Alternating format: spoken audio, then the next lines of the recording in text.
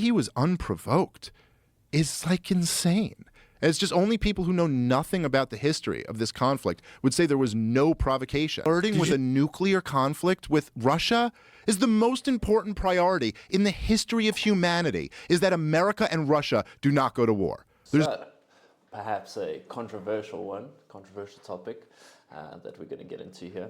Welcome back to the Modern Church channel, where we like to talk about current topics, try to find the truth, dig deep into topics like this one, and maybe provide an alternative viewpoint that perhaps you may not have heard. We do value the truth, and we shouldn't be afraid to speak it. Well, we're not afraid to speak the truth. Today, it's about Russia, Ukraine, and the story that has been quietly swept under the rug as to the leading cause of the conflict. And as you'll see, Dave Smith lines out quite articulately that it's not just Putin bad. Reporting that actually America, through Boris Johnson, told Ukraine not to negotiate with Russia at the very beginning of the war, when they had a deal worked out.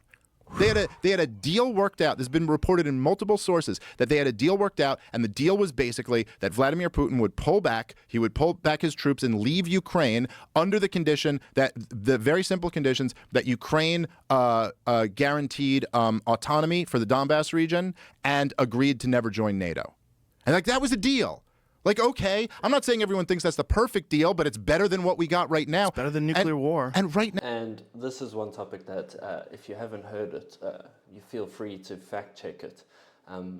There was a signed peace agreement between Zelensky and Putin, and it laid out what Dave mentioned there for the Donbass region to have autonomy and for Russian troops to withdraw. That was signed, sealed, and delivered. And the Biden administration, upon hearing this, sent none other than the UK Prime Minister at the time, Boris Johnson, to go in and tell Zelensky to tear it up.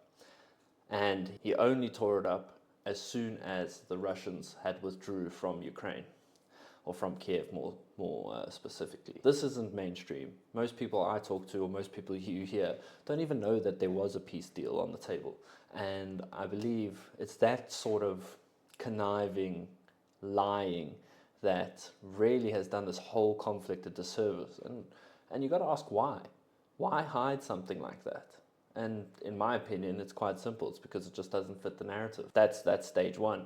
There was a peace deal on the table that Zelensky then tore up at the behest of none other than Boris Johnson. And Boris Johnson has neither confirmed nor denied this allegation, but he did say he would appear on Tucker Carlson to discuss it for $1 million, which I believe is quite telling. Now, just the other day, dude, the official narrative on this whole war, it's just it makes no sense. And again, like I said, remember, the same people who are pushing this are the ones who are telling you Saddam Hussein had weapons of mass destruction and stuff. But the official narrative, Joe, is basically that, Vladimir Putin is a madman, a crazy war criminal who's hell-bent on reforming the Soviet Union, and this is a real threat that he could do this. But also, he's getting humiliated in this war in Ukraine. So he's losing to the poorest country in Europe, and he's just getting humiliated and beat back. But he's still a real threat to take over all of Europe. And he's a complete madman, by the way, Joe. But when he says he's going to use nuclear weapons, don't listen to that. He'd never actually do that, even though he's a complete madman. And as everyone says, this war, the word they use over and over and over again. I think this might be the most annoying part of the whole situation, is that this is the story that we were told, is that the reason why Vlad has invaded Ukraine is because he's a lunatic, he's a madman. We need to protect not only Ukraine but the broader Europe because of the domino effect. Once Ukraine goes, what's to stop Vlad? But then on the other hand, we are saying that he's losing the war in Ukraine. If he's getting beaten by the poorest country in Europe, as Dave lays out, what threat is he to the rest of Europe? The same very, very unstable lunatic dictator will not use nuclear weapons because he's not that crazy. Make it make sense. This is the narrative that was pushed at the very beginning of this whole conflict and is still parroted today. Where is the logic? How can people still sit there and believe the narrative that has been purported by the mainstream media? It's outrageous to me. It makes no sense. Again, Joe Biden, Kamala Harris, Hillary Clinton, all of them, unprovoked. Vladimir Putin led an unprovoked war in Ukraine. And if you listen to Vladimir Putin and what he's saying, I mean, look, he's wrong for invading Ukraine. And I mean, you know me, Joe. I'm the most anti-war fucking person there is. And there's no excuse for that. And like tens of thousands of people have died. It's horrible. And a lot of them are soldiers, but a lot of them are civilians. And but to say he was unprovoked is like insane. It's just only people who know nothing about the history of this conflict would say there was no provocation. This unprovoked narrative is so disingenuous to the whole cause, and it's such a parroted, tried and true way to get people to be on side of the Ukraine war.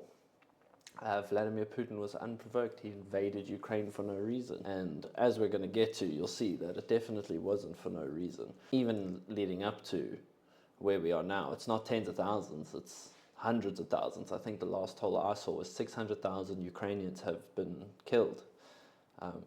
Now, if that's winning a war, it's not a war I'd want to win. I don't know if you've seen or not, but there's videos floating around of Ukrainian officers trying to find young men in Ukraine and to force them to go to the front lines. Young men are actually killing themselves as an alternative to going to war. And this is the same country that is getting billions of dollars to carry on a very clear losing war. Like, let's just play this out to its end. Russia has 10x the population Ukraine does. So if we just go down to the last man, Russia wins. So what are we fighting for? If you look at the financial incentive, BlackRock has already signed a few agreements with Ukraine to rebuild Ukraine once the war is done. And if you don't know BlackRock, they're the largest asset manager in the world. I think they manage about $14 trillion of assets. They are everywhere you look, everything you look at. If you look at your TV, if you look at your counter, if you look at the food in your fridge, BlackRock is somehow involved. If you don't believe me, just do a quick Google. Google, what does BlackRock own? And then see what they own, what they own. It's quite scary once you get into it. And why is a private company being given the responsibility to rebuild Ukraine once the war's done? Waters was awesome on that because he knows what he's talking about, dude. And he's right about all of that shit. Look, the promise, and this is what he was saying, and he's absolutely right, is that the promise when the Soviet Union collapsed in 1991, and this was like verbally promised and put in writing, was that NATO would not expand 1 inch to the east. And NATO at that point, the line then was through Germany, right? Like the western half of Germany was in the west, and the eastern half was with the Soviet Union. And they were like, we'll let all of these nations, secede, and the Soviet Union will collapse, and we're giving up on communism. It was one of the greatest things that ever happened. And the deal was, okay, you do that, then we won't move NATO. We won't move our military alliance into your area that used to be your realm of influence. And every single president since then has moved NATO east to the point that NATO is now on Russia's border. And in Ukraine, even though they didn't officially join NATO, there was always talk of it. Kamala Harris, right before the start of the war, said we're looking to put Ukraine into NATO. And they now this is I'd say the first reason as to why Putin was provoked and not unprovoked, as some would like to say. Like Dave alludes to there, the whole premise of the USSR dissembling was that NATO wouldn't move 1 inch to the east. And in my lifetime, NATO has just expanded and expanded and expanded with no retaliation from Russia or any criticism from the rest of Europe or the rest of the world. I believe it's because Russia's always been painted as the big bad wolf, both in history, rightly or wrongly so. I'm sure there's definitely incidences where Russia was the bad guy. But think of all the movies we've ever watched, all the series we watched growing up. The bad guys were always Russian. So it's easy to say, no, we're just defending against the tyranny of the big bad Russia.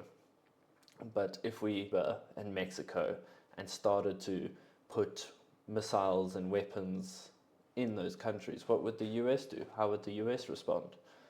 We did have the Cuban Missile Crisis, and we know exactly how America will respond today if Russia were to make an alliance with Mexico and give them weapons. So to say that Russia was completely unprovoked, this is the first domino that falls. You cannot stress enough the impact that the continuous expansion of NATO would have and has had in leading up to this. Put under George W. Bush, they put in Poland these dual-use rocket launchers. There's a big complaint that Vladimir Putin has, that he's like, these can be used to get nukes here in a matter of minutes. Like, this is like a threat to us that we cannot tolerate. And then in 2014, there was a coup in Ukraine that was completely led by the West. I don't know if you've ever heard, but like I think I sent you actually once the tape of Gideon Rose, who was the editor for Foreign Affairs magazine on the old Stephen Colbert Report show back when Colbert was hilarious, and he was just openly bragging about what the game is here. And then he was like, "Well, Ukraine is kind of like the Robin to Russia's Batman." And now this video that we're about to see on the Colbert show, you can't find it on YouTube. I had to search on X to find it. Which is quite strange. I guess it was back when Colbert was funny and unbiased, but it actually, years ago, laid out America's plan for Ukraine and how they plan to try and lure Ukraine away from Russia and into the arms of America. And then when the war actually happens, this all gets memory hold, and it's like it never happened. Meanwhile, they were orchestrating it the entire time.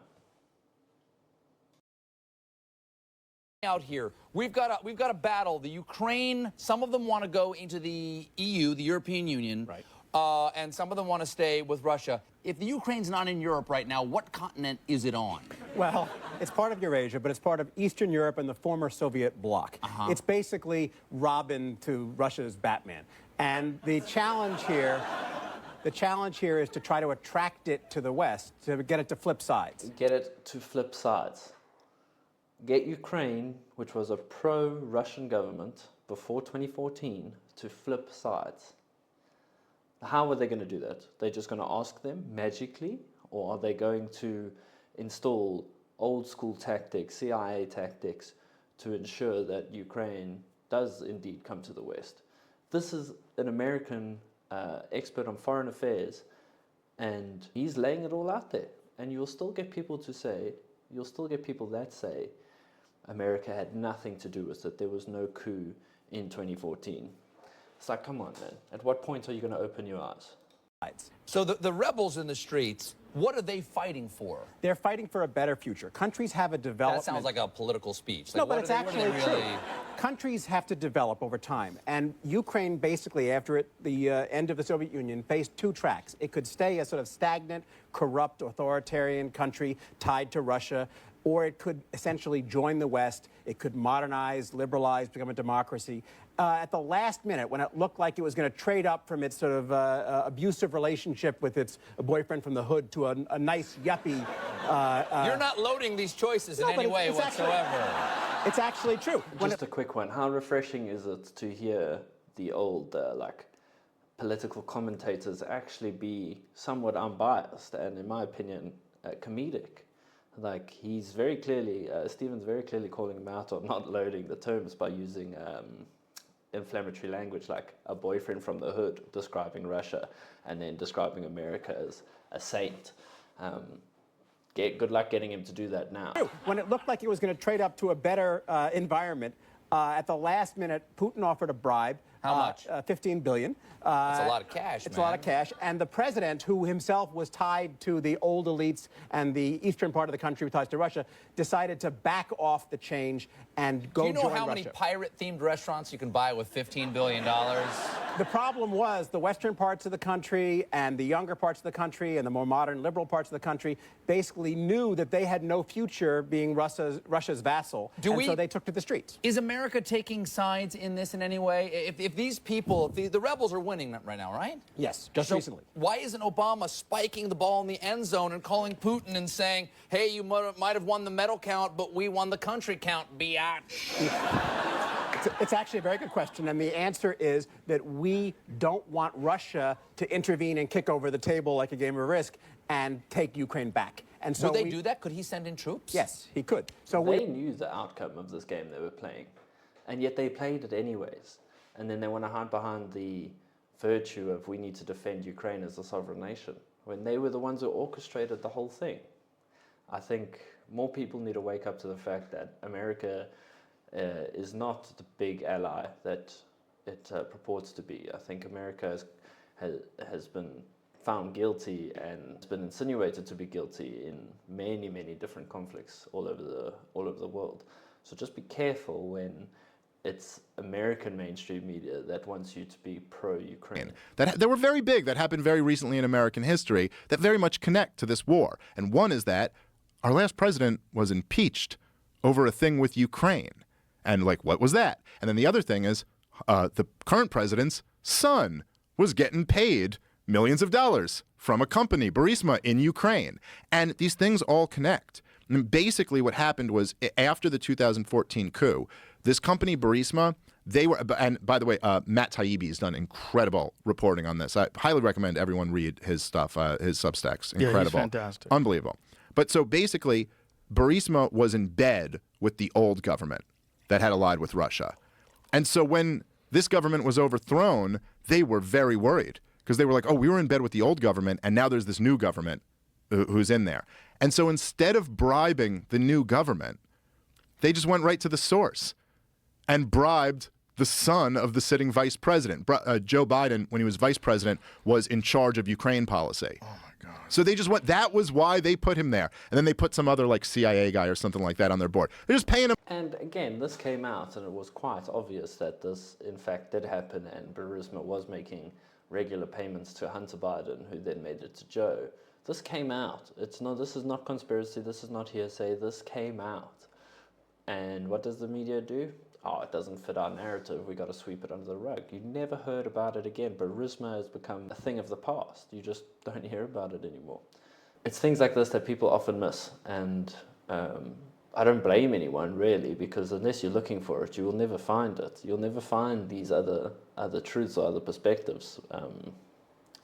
And, you know, it's quite sad because it leads to war. As we've seen, it leads to war and hundreds of thousands of people dying. All because the truth was withheld. The money to just be like, hey, keep us in with you. And then Trump was telling them to investigate all of this shit. He got on the phone with them and was like, I want to investigate everything that was going on with Joe and Hunter Biden in Ukraine. And Donald Trump did. He got into an area that there's an argument it was not okay what he was doing, because he was kind of going like, maybe you don't get these weapons that I was going to send in unless you go investigate them. And this was his political opponent, so it was a little bit of a shady thing. But then the other story about that is that ultimately Trump caved, and he sent in the weapons to Ukraine. So now not only did Obama overthrow the regime when Joe Biden was the point man, Joe Biden was running Ukraine policy, Obama leads this coup, overthrows that government and puts in a pro-Western government. Then Trump comes in, sends in a whole bunch of weapons to this new government that Obama wouldn't even send in because he was concerned it would provoke Russia. And then the next president is Joe Biden, the last guy who was the point man on Ukraine, who was there when this coup happened. Then he comes back in. And this is all like the context that led to Vladimir Putin invading Ukraine. And I think that's a great summary. If there's anything you take from this video, just take that last clip of this series of events. From Obama instigating the coup, to Biden being the point man, making sure it happens, to then Trump sending weapons into Ukraine. Then the guy who ran the coup becomes president and has ties to Burisma and is getting bribed. And then on top of that, there's Kamala Harris, who's the vice president, says Ukraine will join NATO. How is that unprovoked? What sovereign nation on planet Earth do you know that will allow that to happen? And just be like, cool, you know, just do that. There's no problem with that. And in a historical context, Russia has been invaded 3 times before in the past. And every time it was invaded through Ukraine. So quite historically significant as well. You cannot understate that all the context leading up to this war. And yeah, that was a perfect summary of the event. And if I really want you guys to take that, and if you hear anyone talk about an unprovoked war, although I don't think so, I don't think people are even talking about the war anymore. It's become ancient history. It's out of the news cycle. But if you do, just tell them the truth. Remind them of some of the facts, and you can disagree with Vladimir Putin as a leader, and that even in light of all of this evidence, we should never go to war. And I agree with you. I agree with those people. I don't believe that war is ever an appropriate thing. But to just say it's unprovoked, I think is just asinine at this point. But yeah, that's all I have to say on the matter at this point in time. If you like the video, like the video. And then, yeah, let me know if there's anything you want me to react to. Put it down in the comments below. Share this to people who may not know. And yeah, I'll catch you in the next one.